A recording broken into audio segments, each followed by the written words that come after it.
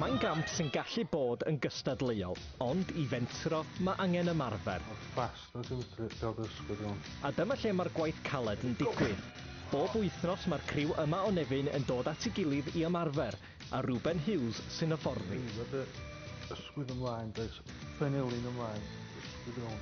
A troed y hips, Mae o'n dod yn fwy poblogaidd yn sydyn blynyddoedd dwytha. Swn i'n meddwl ers Covid, mae o di, yn Brydain mae o di mwy na dyblu'n braf yn ei boblogrwydd. Mae'r gamp i weld yn tyfu, ac am y tro cyntaf erioed bydd pencampwriaeth Wreslo braich Prydain yn dod i Ogledd Cymru, ym Mhentre Edern ym Mhenllyn.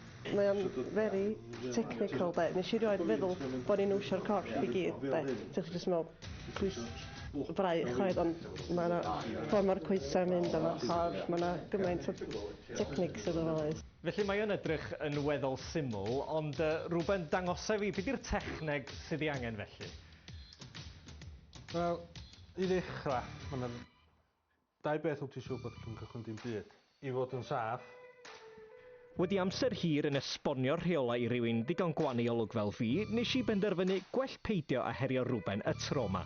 Gan adael y rhai proffesiynol i ymarfer, tybed a fydd dod ar gamp i ben llun yn annog ambell un arall yma i fentro.